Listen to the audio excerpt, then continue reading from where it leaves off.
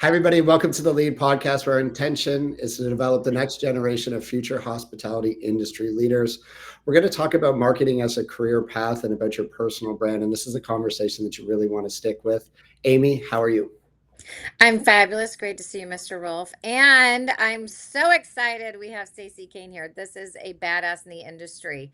She is notorious for helping brands. She's a fractional CMO. She's working for companies such as Ziggy and just getting them to the next level. I'm excited that she's going to talk today about marketing your own personal brand and creating that and how important that is, the connections that we have, and how you can have a viable career in marketing in our industry. And I think some people forget that you can go, as we've talked about at Lead and in our conferences, you can really go from being that server to a Stacey Kane. And Stacey's very, very special in the industry. She's well connected, and it is because of her approachability and how comfortable she is in her own skin and confident. And so I love to be around her when I get to, and just one of the coolest people, honestly, in the restaurant world. So thanks for being here, Stacey Woo! Kane.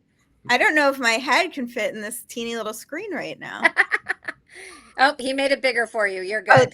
thank you so much. You put me in my brother's bathroom right now, so I Let's see appreciate what it. I You appreciate podcast from anywhere. it's true. So, Stacey, tell us a little bit about your journey. So, that is one of the best introductions I've ever heard in my life. Thank you, Amy, for that. Just the passion and sharing. But, Stacey, tell us from your perspective a little bit about your journey. Where'd you start? So sometimes when I'm telling the story of like my career path, I say I started on the street corner handing out coupons, dressed up as, or I started on the street corner, pause, I remember this is a great story, Dramatic pause. actually. Dramatic pause. I like it. dressed up as Subman, pregnant, handing out coupons for Subway sandwiches. But it's actually not the beginning of my restaurant career. My beginning of my restaurant career actually happened not far from where I am now in Durham, North Carolina, as a bus girl at 15, bussing tables at a Japanese restaurant in full kimono, including the little shoes. And it was purely because it was the closest, it was the only walkable place from my dad's house where I could get a job. I was the only person who spoke English there. And so I was not only bussing tables, but serving alcohol at 15. It was the 80s, anything. Didn't have to have a liquor license. You were fine. Until the liquor board came in a month in, and then I was just bussing tables and eating green tea ice cream. But that's really how my career started in the restaurant space, was right at the ground level of serving edamame and sushi in 1985. I love that. Imagine me with giant hair kind of doing that. And then I went to UNC Greensboro, right, also right here in North Carolina, even though I grew up in New York and overseas, and wanted to be a journalist. I wanted to be a producer of the news. And so I graduated college and I went to grad school at University of Maryland for journalism. The most famous person who graduated from there is Connie Chung. But Impressive. Very impressive. doesn't admit it. And I interned at She 60 doesn't Minutes. admit it. And this is what I was going to do. I was going to be a news producer. And I hated it. I absolutely hated it. And I met my ex-husband and got married. And I was like, what can I do with this, like these creative skills? And so I saw an ad in the Washington Post, because back then, kids, you had to like take a newspaper and open it and look in the help wanted. And you had your big black Sharpie and you circled the jobs that you wanted. And then I faxed a funny letter to the woman hiring for Subway in the local agency and got the job. And that's what I did. I was the assistant director of marketing for the Washington region for Subway sandwiches. And that's kind of how I started. And I did everything. I did sampling opportunities. I went to festivals, football games, all of those sorts of things, handing out sandwiches and cookies, sometimes dressed as Subman. So that's really how my career started. Subwoman. Sub person. Now this is Sub-person. definitely a dude. If you saw this costume, it was a dude. It was a dude. You're a dude. And taught myself marketing from the ground up, media buying, PR, everything. We were everything to that whole co-op of stores. And then I kind of had been there. I was there like 12 years and decided that I wanted to kind of move up. After having taught myself kind of everything. And I had a great mentor who's actually still with Subway. So she must be there like 40 years at this point. She is still with Subway on the agency side. That's And crazy. she was a mentor and let me be as creative as I wanted. But then I went to a brand called California Tortilla, which is really where I made my claim to fame. It was 2008, and there was this new thing called Facebook. And I was like, ooh, MySpace. maybe we could use this. Maybe we could use this for something, for business. Like maybe we can sell some burritos this way. And so I had great bosses who let me literally play on Facebook for a few hours a day. And from that, we built that business. Like that business expanded.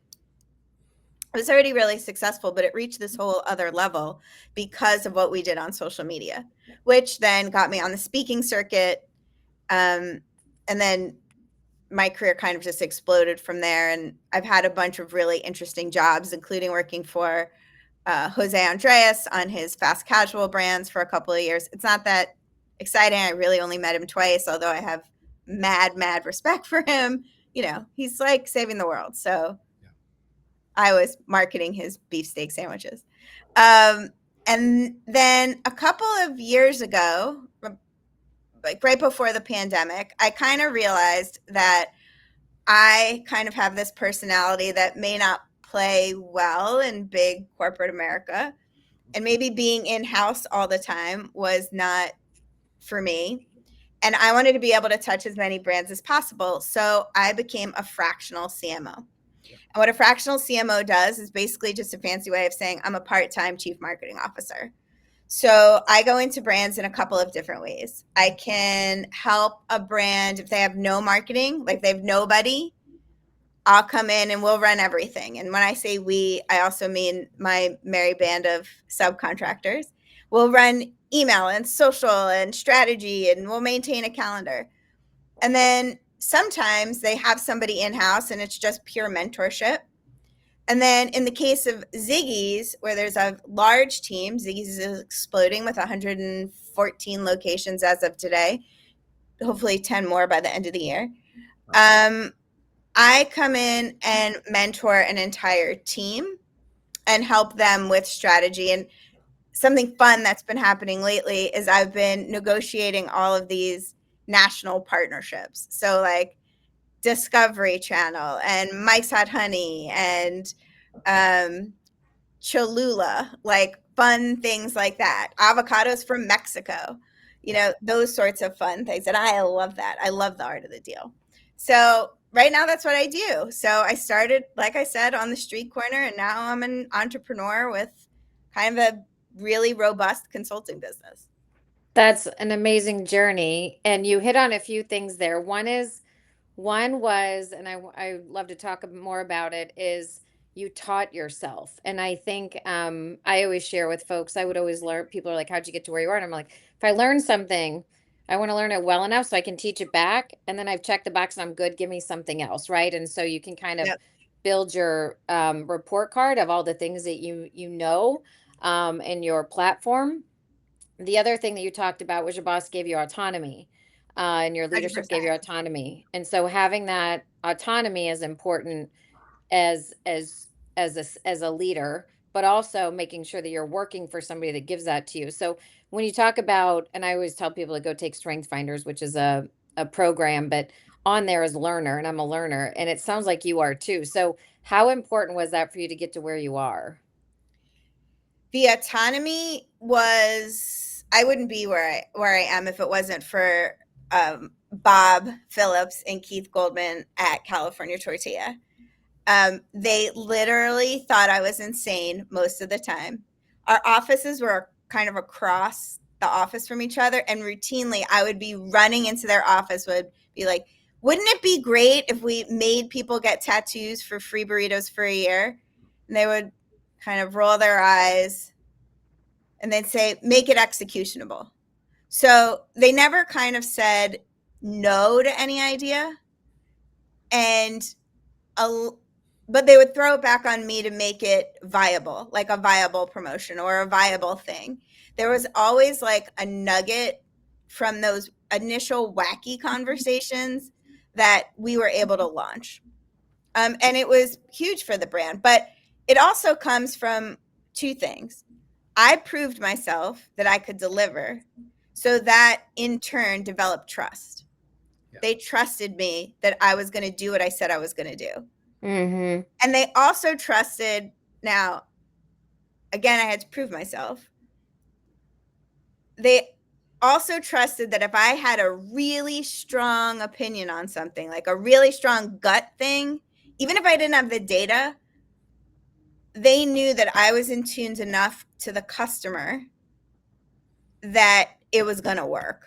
And my favorite example of this was the very first Discovery Channel partnership I ever did. It was in 2011, and at Shark Week is their big vehicle, their big annual thing.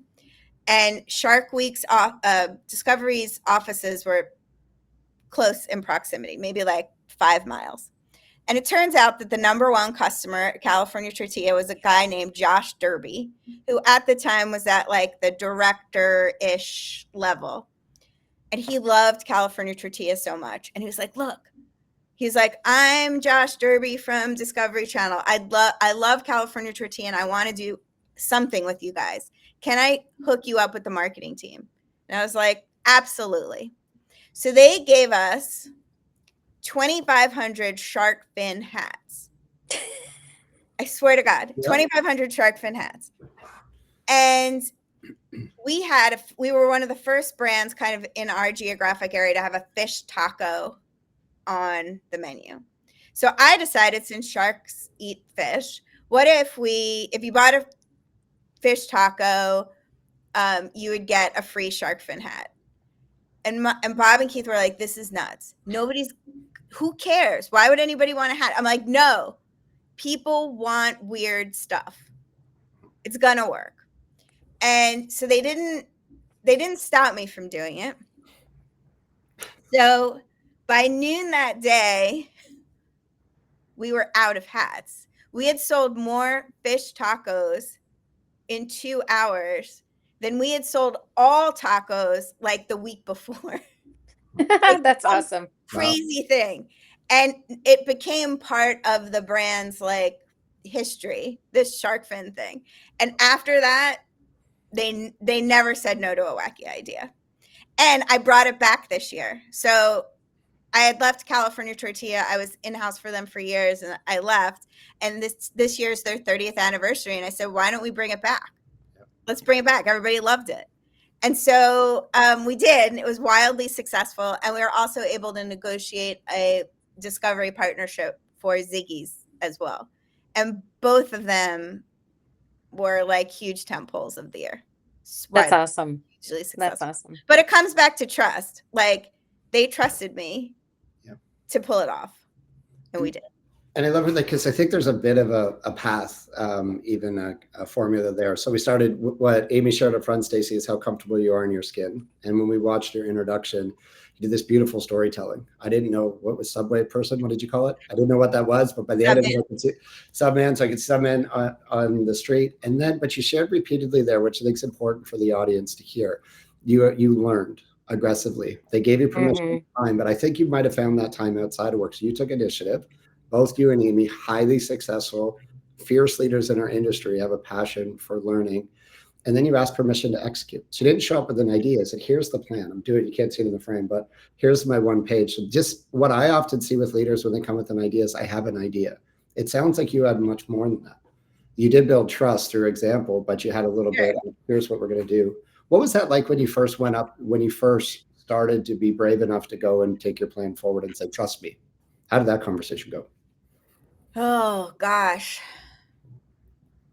I think it was more of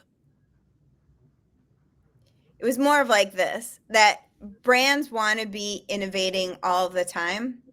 And sometimes we talk about this in California Tortilla, we talk about this triangle all the time. And Bob and Keith, I refer to as the firefighters of fun. So like, Bob's an accountant turned restaurateur turned, president, or he was at the time. And Keith is a chef / most brilliant operations person I know. And so to truly have innovation, you need that little piece of that spark of an idea, that creativity. And so I think it was just me going, guys, if you really want to blow up this brand and you really want innovation, you gotta we've got to be creative about it. And so that meant being up on pop culture, knowing what's going on with, in but what's the top of everybody's mind. Like, I mean, Amy will tell you, we had 20 female restaurant executives on a chain talking about the moment Taylor Swift got engaged. You have to be right. So those guys weren't going to do it. They weren't going to be on the cutting edge of pop culture. So it had to be me. Yeah. And I had the confidence to be able to talk the talk because I knew what I was talking about. I think so. And just, Amy, before I pass it back to you, but there's emotional leverage there. So you have these incredible, remarkable firefighters of fun, Yes. but the best in their lanes. But often when we have ideas, if it's about a process, it's about a thing. But I know even talking to Amy and what she's leading at Barcelona is that just the concept of the experience, both internally and externally, it's leveraged against an emotion bigger than where we are today that you took ownership of. I think sometimes sales is a transfer of enthusiasm when we're selling ideas and concepts. I think how you leverage that is brilliant. And sometimes we got to look at where we're going, not just where we are. Absolutely. Yeah, I think selling the experience. Stacey, tell us at the beginning we were talking about, or before we got on the call, about the roadmap of becoming a CMO or going into marketing from operations, or understanding what that roadmap looks like. We have a lot of folks that don't know that they can do that are listening in, and they may be a server right now or whatever that is. But what advice would you give? Like, what kind of road map would you suggest, or how do they even get in the door? And I know we also talked about, you're kind of the mayor of the restaurant, you're marketing your restaurant at all times. And that's how it kind of starts, and you get experience in it. Yeah, I think that, first of all, everybody's a marketer. From the moment somebody walks into the door, true hospitality lends itself to marketing because it's speaking a frequency. That's what brings people back. So I think it also starts at the restaurant level of like knowing what's going on in your area. And that table touch is marketing. So, I'm from Baltimore now. How about those Ravens? How about those O's? You go to Oceanside High School. Like, those sorts of things are marketing inherently.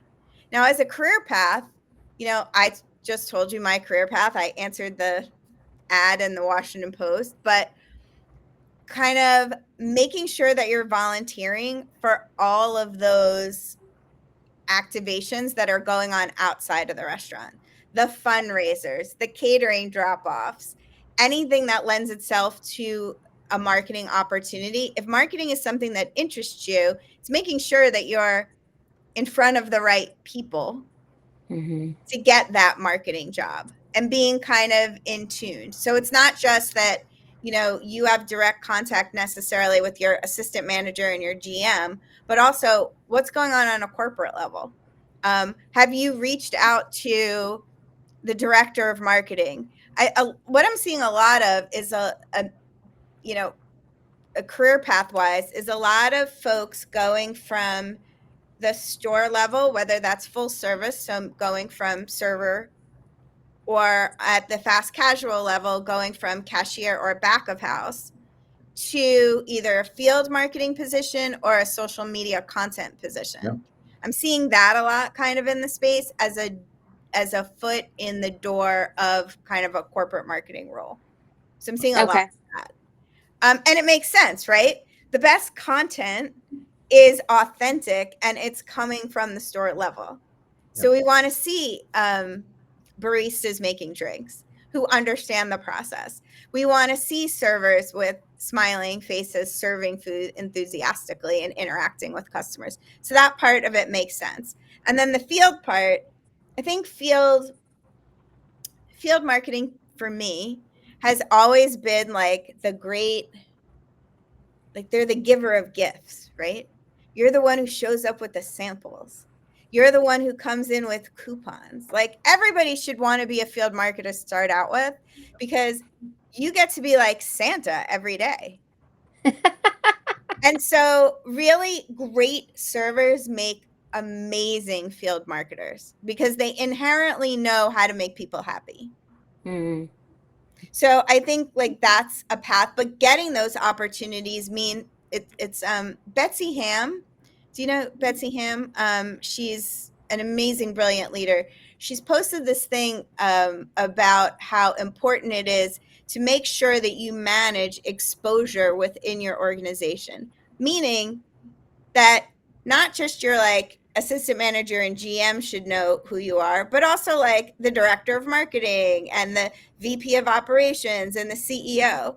And that could be as simple as like shooting them an email. Hey, I'm Stacey Kane, the server at the Barcelona Wine Bar in Denver, Colorado, in Rhino. And, you know, just wanted to say, hey, and I'm interested in marketing. So making sure you have exposure to the people up the chain. Letting them know where they want to, letting them know where you want to go. Exactly. Yeah, I think that's important.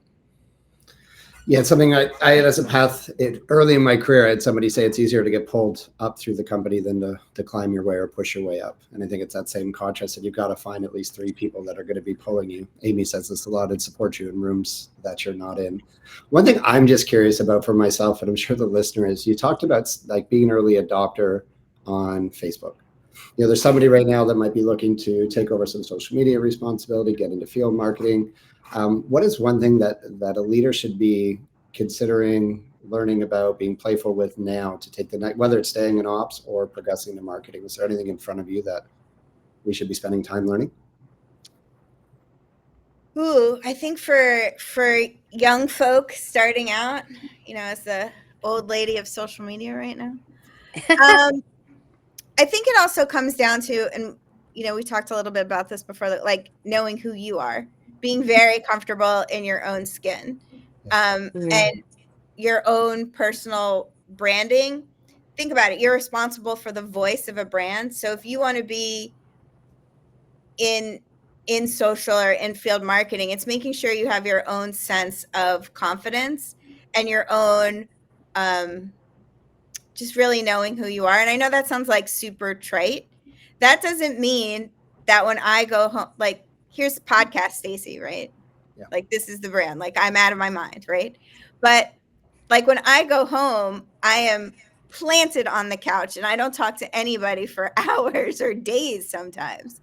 And so I think my biggest advice would be really figuring out what you personally want to portray to the world before you start handling a brand. So, you know, I know myself. I know that like I'm always going to be the best dressed. Like just that's an inside joke. I did win best dressed. You are best dressed. You are best dressed. Kind of my thing that I will always be best dressed. But, you know, that I'm rarely serious. That doesn't mean that my work isn't doesn't speak for itself and isn't fine tuned and isn't strategic, but my delivery is always going to be from a very lighthearted space. So kind of knowing what your personal brand is, I think is really important if you're going to get into branding and marketing. That was so powerful what you just shared there. So really understanding who you are and how you show up in a playful, and you've got great humor and great delivery, but knowing I deliver still. Because I hear that from these that are contrast to themselves, and we do have a work version of ourselves. But I think just like myself hearing that I can be myself and still drive incredible success. And I think that's a great message for leaders to hear, because we can't fundamentally change who someone is at their core sustainably. So thank you for sharing that. Nope. Yes, love that. Well, thanks. So Stacey's just a badass. So other things that we talked about is how you have all these other contractors underneath you and how you're bringing them along as well. I think that's really important as a leader, is bringing others along and connecting others. You do that quite well in the industry. How important do you think it is to be connected and connect as you go. And we talked a little bit about this on an earlier podcast with Matt and Jeff. But as you're thinking about your positioning in the industry, how you're a fractional CMO of multiple companies, how you've gotten these connections. When you posted on LinkedIn recently about a position, everyone was like, Stacey Kane's the best person to work for. You're going to learn a lot. Like, go, you need to work for this person. But how important do you think it is? You're an emerging leader, you're listening, you're a server, you're a manager, you're a VP of operations right now. How important it is to actually get out there and start connecting in the industry. And you had said before, it can kind of make or break you. What are your thoughts on that? So if you haven't figured out a way to naturally network with folks, there are tools that our industry has that make it super easy. They give you the kind of the platform to do it. So I would be nowhere without my connections. Nowhere. I have at points, yes, everybody has bad times, right? I always tell the story about how I took a really terrible job in a really terrible company, and it was a really terrible fit, and I had to move out of my house to take this job and move back and had to live in my shed. It's a very long story for another podcast. And I was at like the depths of depression. And there was a MEG conference, Marketing Executives Group, part of the National Restaurant Association. I had sat on the board for several years at this point, and the conference was coming up, and I'm like, I ain't going to this. I'm not going to this conference. I am unemployed. I am living in my shed, and I don't have a boyfriend. Like, I don't have a boyfriend. I am not just to top it off. I'm not going to this conference. Like, why would I go? But I went. And we had this introduction thing where everybody stands up, and like the first woman, it's one of my best friends, Kendra Shear. She's like, I'm Kendra Shear. I met my husband 10 years ago, and I'm the VP of whatever she was the VP of at the time, and Go Royals or whatever it was. And so there's 200 people in the room, and I'm in the middle, and I'm like, what am I going to say? And so I said, I'm Stacey Kane. I'm here to find a job and a husband. And as far as teams go Stacey Kane. I love that. Everybody laughed for a solid 45 seconds. And from that was in 2014. That became my personal brand. My Instagram is Go Stacey Kane. My tattoo is Go Stacey Kane. But what that led to was that all of these people in the room who I thought were going to think that I was the biggest loser at the moment rallied around me and helped me find my next gig. And those people from all of these conferences that I've gone to for the last 20 years have helped me get where I am today. If I wasn't involved in the industry, so that's the number one piece of advice, be involved, go to the conference, get on the webinar, meet people, and have the second part of that is having authentic relationships. Mm-hmm. So most of the people that I've networked with or who have been helpful are actual real relationships. Yeah. Like, we're friends. We go on vacation together. We drink a lot of wine together. Like, they're true, authentic relationships. And in times of need and in times of when you're just up against the wall about whether it's needing a gig or help with a project or help with a vendor or a recommendation of a vendor, those are the people you rely on. Mm-hmm. There's so much just to take in and rewatch and listen to. And I think there's been great feedback the whole way, but that was just very real. Aside for us all to hear, we got to take that first step, that roundtable introduction. Who listening to this or sitting here right now hasn't felt nervous trying to do one of those introductions? And what do I say? How do I fit in with the 200 flow? And you broke the flow, and it's a remarkable story.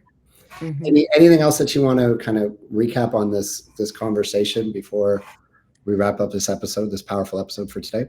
I think just some of the big takeaways, the connecting in the industry, get on the webinars, get to know people, like we talk about, make space for it, put it on your calendar to network if you have to. Be uncomfortable in it, and it'll start to get more and more comfortable as people become your friends and they introduce you to other people in the industry. The industry is big, but it's also very small. So small.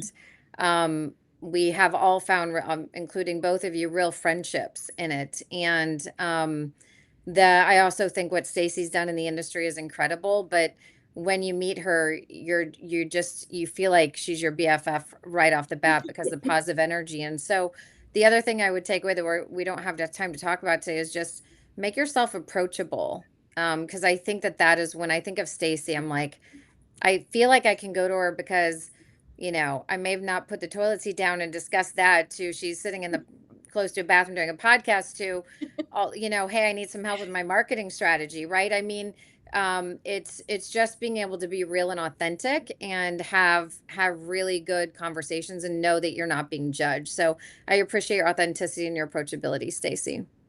Thanks, Amy. I appreciate everything about you. Love you too. Love Fest. And we love Matt too. Thank you so much for such a great conversation. I don't know where the toilet seat came from. She was talking about the bathroom earlier, and it just okay. We'll do that. Oh, there we go. They switch it around. Yes. Okay. Thank you so much. That's a way to close out. Action shots and transitions. Stacey, I hope you have an incredible time tonight. Thank you. You're at and that celebration, and thank you both for a great podcast. Thank you.